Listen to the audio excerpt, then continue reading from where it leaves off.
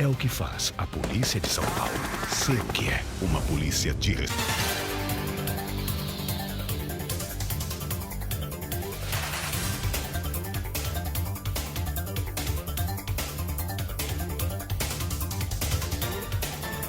Olá, boa noite. Bem-vindos à edição dessa quarta-feira, 29 de julho do 8 News aqui na TV 8.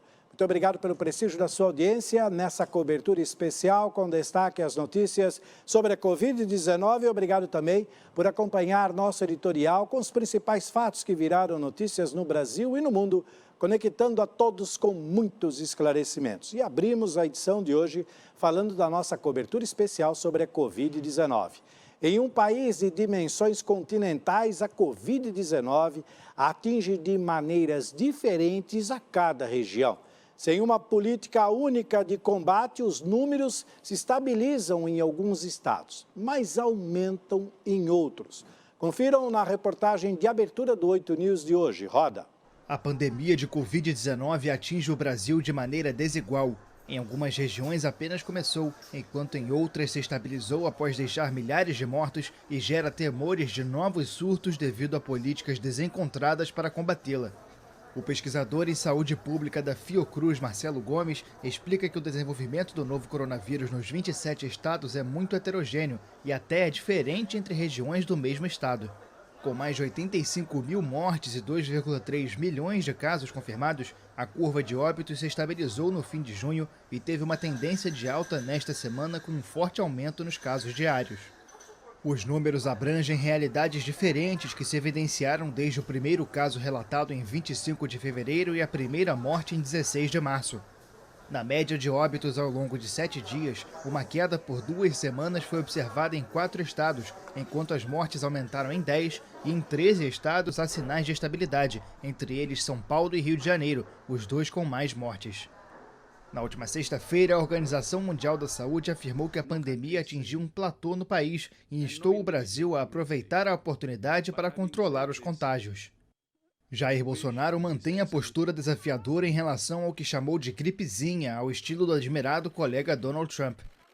O presidente parece mais preocupado com a reativação econômica e com os supostos benefícios da cloroquina do que com a interrupção de uma pandemia que, segundo ele, vai acabar neutralizada pela chamada imunidade de rebanho.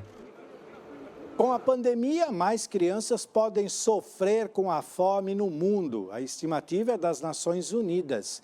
Na tela do 8 News, confira mais uma reportagem internacional. Uma estimativa das Nações Unidas publicada nesta terça-feira aponta que quase 7 milhões de crianças a mais em todo o mundo podem sofrer os efeitos da desnutrição em decorrência da crise econômica e social causada pela pandemia de Covid-19. Antes mesmo da pandemia, 47 milhões de crianças sofriam em 2019 com a desnutrição, perda de peso e magreza extrema, de acordo com a Unicef. Com a Covid-19, o número pode atingir quase 54 milhões de crianças nos primeiros 12 meses da crise, o que pode se traduzir em 10 mil mortes infantis adicionais por mês, principalmente nos países da África subsaariana e na Ásia. O Unicef se baseia em uma análise publicada pela revista médica The Lancet, na qual os pesquisadores alertam para as consequências da desnutrição ligada à pandemia nas crianças. Em uma carta aberta, a entidade e outras 3 agências das Nações Unidas, a Organização Mundial da Saúde, a Fundação para a Alimentação e Agricultura e o Programa Mundial de Alimentos pedem ações imediatas para conter a crise alimentar. Os organismos estimam em 2,4 bilhões de dólares as necessidades para proteger as crianças em risco. A Alemanha vai impor testes obrigatórios de detecção do novo coronavírus aos viajantes que chegarem de regiões de risco, de acordo com o Ministério da Saúde alemão, por meio do seu ministro, o Jens Spahn. A medida vem após o aumento do número de casos da Covid-19 no país. Confira na tela do 8 News mais uma matéria internacional e importante para você nessa cobertura sobre a Covid-19. Roda. Viajantes retornando de regiões de risco serão obrigados a passar por testes para o novo coronavírus na Alemanha. A medida foi anunciada pelo ministro da Saúde Jens Spahn nesta segunda-feira, após o aumento no número de casos da Covid-19 no país. Até agora, viajantes vindos de 130 países considerados de risco, entre eles Estados Unidos, Brasil e Israel, deviam ficar em quarentena por 14 dias, a menos que submetidos a testes que tenham resultado negativo para o vírus.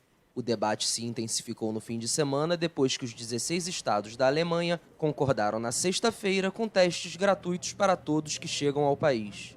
Mas a obrigatoriedade ainda não havia sido definida até uma reunião com o chefe de chancelaria, Helge Braun, nesta segunda-feira.